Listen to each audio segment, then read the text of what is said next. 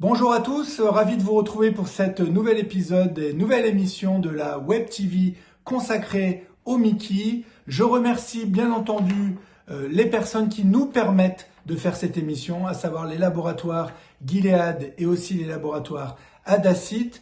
Alors aujourd'hui, nouvel épisode, nouveau traitement pour les patients atteints de Mickey, l'aphérèse. Vous savez que malgré les traitements actuels disponibles, il y a encore beaucoup de patients qui sont en échec et on a besoin de nouvelles options. Donc on va se tourner très rapidement vers le professeur Guillaume Bouguin à Rennes, le rejoindre. Il utilise ce traitement et on va lui demander ce qu'il faut savoir et quelle est son expérience avec ce nouveau traitement. Alors en direct du CHU de Rennes, je suis ravi de retrouver Guillaume. J'espère que tu vas bien. Tout d'abord, une première question, Guillaume. Qu'est-ce que l'aphérèse et comment ça marche? Bonjour Laurent, alors merci beaucoup de m'avoir invité pour cette interview pour discuter un peu des aphérèses. Alors l'aphérèse, il est vrai que c'est un procédé qu'on ne connaît pas très bien dans le traitement des maladies inflammatoires de l'intestin. Alors comme son nom l'indique, c'est une aphérèse, donc on va le comparer assez facilement en fait à un circuit de dialyse où le but en fait donc est de prélever du sang qui va passer dans une colonne dite colonne d'aphérèse et dans laquelle en fait donc va être capté en fait donc certaines cellules du sang et puis le sang va être en fait réinjecté en fait donc au patient.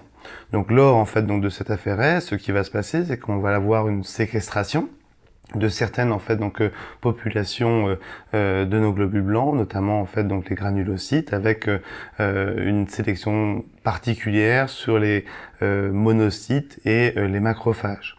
D'un point de vue un peu scientifique, sur les données qu'on a en fait donc sur l'effet physiopathologique de cette aphérèse, on remarque qu'on va avoir en effet, on n'aura pas une déplétion majeure en fait des globules blancs qui ne va pas se voir en fait donc sur l'hémogramme, mais on va avoir une réduction en fait donc de certaines populations de globules blancs qui va s'accompagner d'une diminution de certaines cytokines pro-inflammatoires qu'on connaît bien, comme le TNF-alpha ou l'interleukine 1 bêta, et en parallèle, on va avoir une augmentation de certaines cytokines plutôt dites anti-inflammatoires, comme l'interleukine 10 ou le TGF bêta. Également aussi en parallèle, on voit qu'on a une modification en fait donc de l'adhésion des processus d'adhésion cellulaire, notamment avec une diminution de la L-sélectine ou de certaines chimiokines en fait donc qui permettent d'attirer en fait donc les globules blancs sur les sites inflammatoires. Merci Guillaume, ça semble donc très intéressant ce nouveau mode d'action dans les Mickey. Est-ce que tu peux nous en dire un peu plus sur les données actuellement disponibles sur l'aphérèse dans les maladies inflammatoires chroniques de l'intestin? Alors, il est vrai que les données actuelles et anciennes, donc d'aphérèse, sont parfois un peu jugées comme problématiques puisqu'on va avoir beaucoup de données qui vont venir du Japon notamment sur des cohortes en fait prospectives ou rétrospectives et finalement peu de données en fait donc sur les essais randomisés contrôlés. Les principales données que l'on va avoir vont être surtout sur la rectocolite hémorragique avec des bons taux en fait donc de réponse et de rémission sous ces traitements.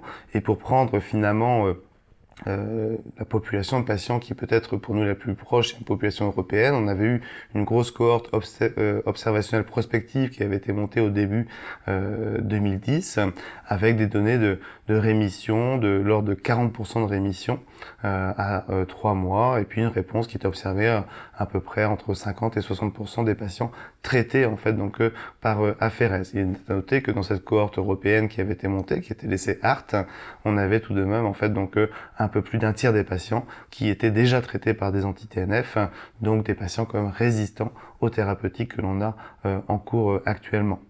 Alors c'est vrai qu'il y a eu un essai randomisé contrôlé qui était plutôt négatif, mais de petite taille, de petite envergure et un peu critiquable et ancien. Dans la maladie de Crohn, les données sont un peu plus tenues, on a moins d'éléments en fait, donc moins de cohortes, moins de patients traités en fait donc par aphérèse. Alors toujours pareil avec des taux de réponse et de rémission qui sont pas négligeables, de l'ordre de 20% de rémission et de 30 à 40% de réponse en fait donc dans la maladie de Crohn et un essai nord-américain, américain et canadien qui était négatif en fait donc ayant comparé une procédure factice en fait à l'aphérèse. Donc des données ici en synthèse en fait donc qui sont quand même plutôt intéressantes. Probablement pour la maladie de Crohn, surtout pour la rectocolite hémorragique, avec des taux de rémission qu'on peut espérer de 40% et de réponse aux alentours de 50-60%.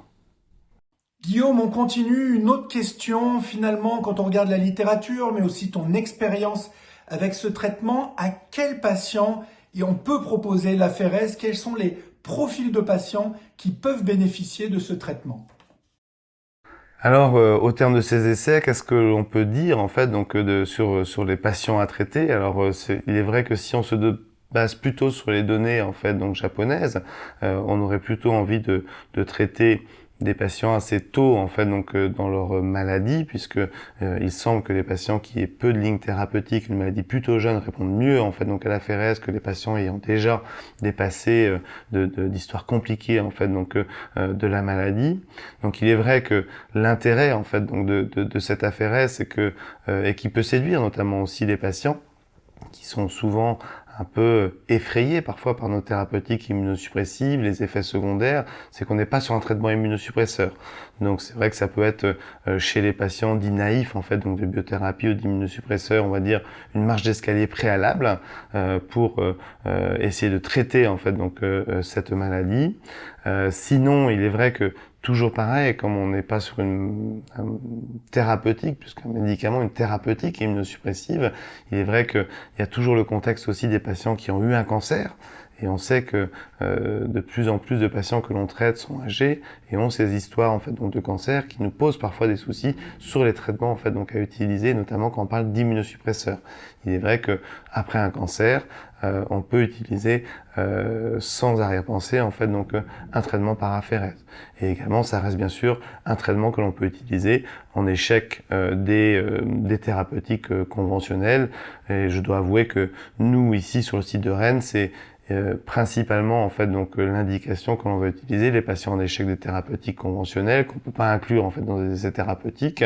Ces patients en fait donc qui ont eu des cancers et qui sont très réfractaires à l'utilisation en fait d'un nouvel immunosuppresseur, ça va représenter on va dire 90% des indications.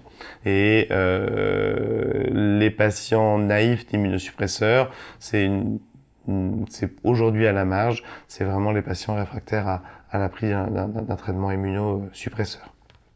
Guillaume, une nouvelle question, on continue, l'aphérèse. Je voudrais savoir quand même en pratique, puisqu'il y en a qui ne l'ont jamais utilisé, comment ça marche, comment ça se passe, quelle est la posologie, comment tu l'utilises chez un patient qui a une maladie inflammatoire chronique intestinale dans ton centre. Alors en pratique, le traitement, il est pas difficile à mettre en place.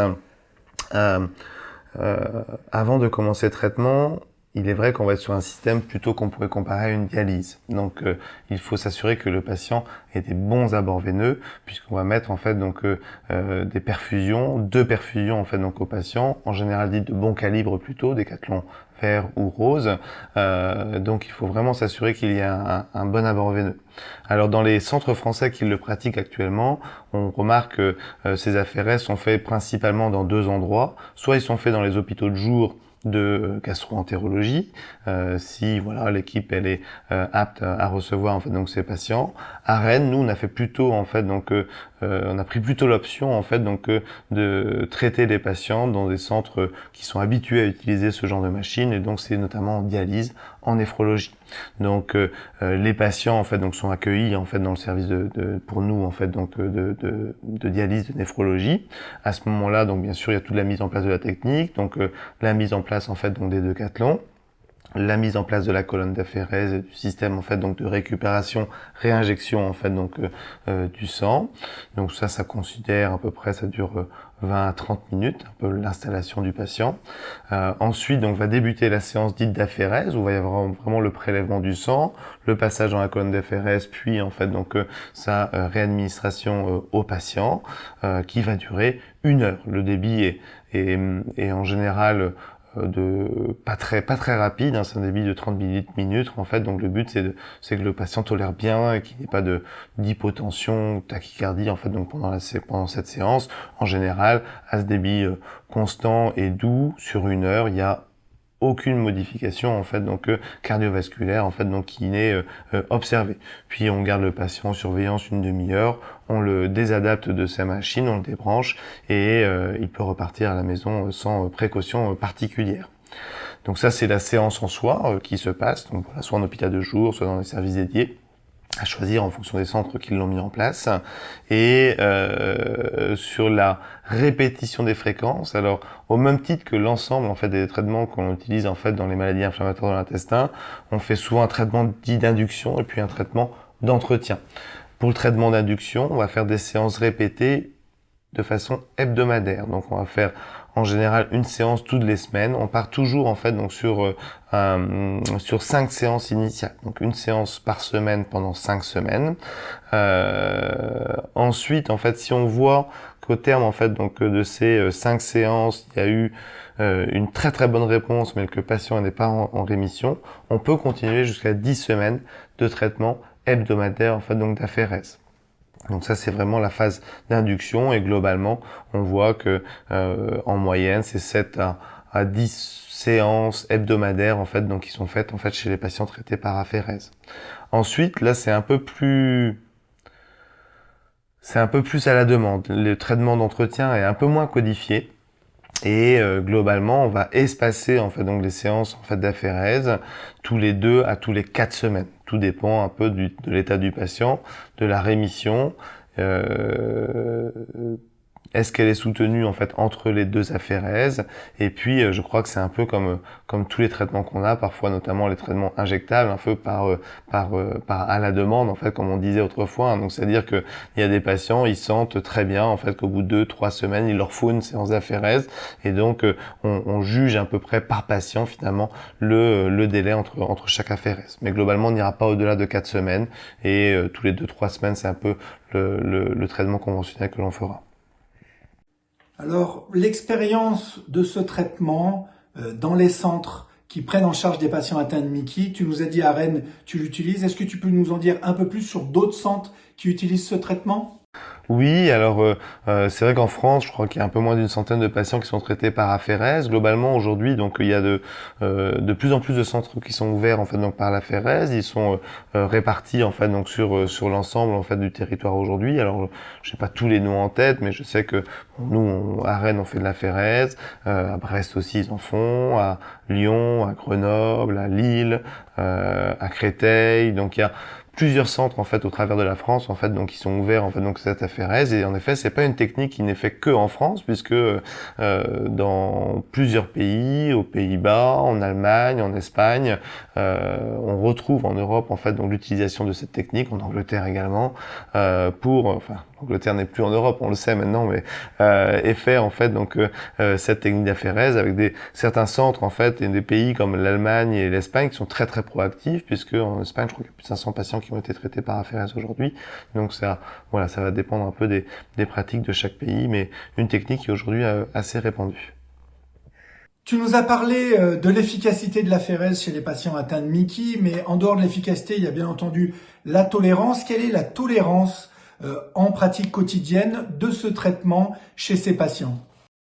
Les effets indésirables qu'il faut faire attention, non, c'est tout l'avantage de la technique, hein, et c'est vrai qu'on a parlé déjà des indications chez les patients qui avaient des antécédents cancer, mais c'est aussi par exemple pour les patients fragiles, hein, les patients jeunes, les patients âgés, pendant les grossesses, ça peut être une utilisation de l'aphérèse parce que justement la tolérance elle est excellente, on n'a pas de cancer, on n'a pas de risque de faire plus d'infections en fait donc avec les aphérèses et les effets secondaires que l'on peut observer sont vraiment minime, c'est parfois un peu de céphalée, de maux de tête en fait, donc qui suivent les séances en fait d'aphérèse, mais c'est le principal effet secondaire qu'on peut avoir et qui est pas chez tous les patients. Si les patients en font, souvent on les prémédique par un peu de paracétamol et ça permet de faire disparaître en fait donc ces maux de tête.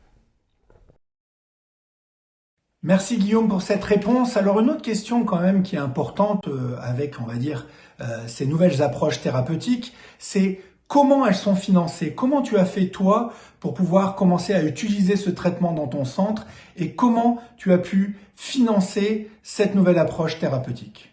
Donc concernant le financement, il est vrai que c'est une question qui est toujours très importante sur les traitements. Globalement, pour disposer de cette aphérèse, il nous faut d'un côté la machine qui est mise à disposition en fait donc par l'industriel, et on commande en fait donc les colonnes d'aphérèse en fait dans lesquelles va transiter en fait le sang des patients. Donc c'est vrai que alors je pourrais pas vous dire le prix exact, hein, mais il y a un tarif dégressif en fonction du nombre de colonnes que l'on commande en fait donc par an.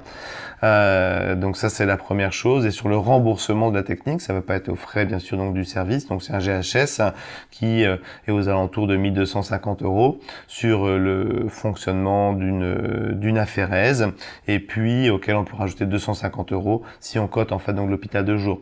Donc globalement le coût de la colonne est moins cher bien sûr en fait donc que le coût du séjour et de la technique. Donc on rentre tout à fait dans ces frais lorsque l'on met en place en fait donc ces systèmes en fait donc d'aphérèse.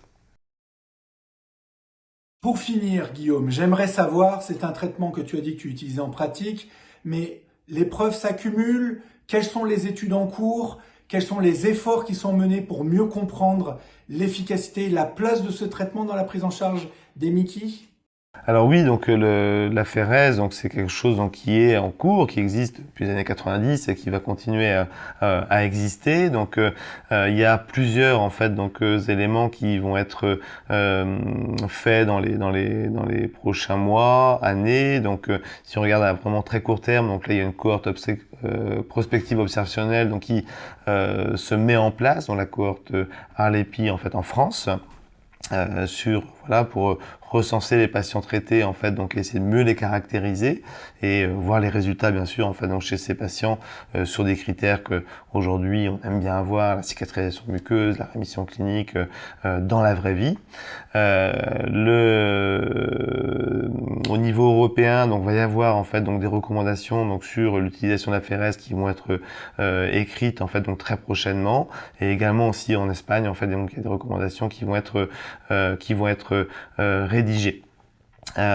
Sur les projets en fait donc d'essais qui vont être mis en place, on est à l'ère de la combothérapie qu'on entend partout, et il y a un projet en fait de monter un essai de combothérapie associant le vedolizumab à l'aphérèse, donc deux traitements safe en termes d'effets secondaires, pour voir si on arrive à optimiser l'efficacité de ces deux traitements de façon conjointe et les potentialiser ensemble. Donc un avenir quand même et des projets qui sont en cours dans l'aphérèse. Voilà, je crois qu'il est temps de conclure. Merci encore une fois à Guillaume Bouguin pour cet éclairage sur cette nouvelle stratégie thérapeutique dans les MICI, même si maintenant ça fait quelques années que tu l'utilises notamment à Rennes. Je vous dis merci à tous d'avoir été avec nous et je vous dis à bientôt pour une nouvelle émission de la Web Télé MICI.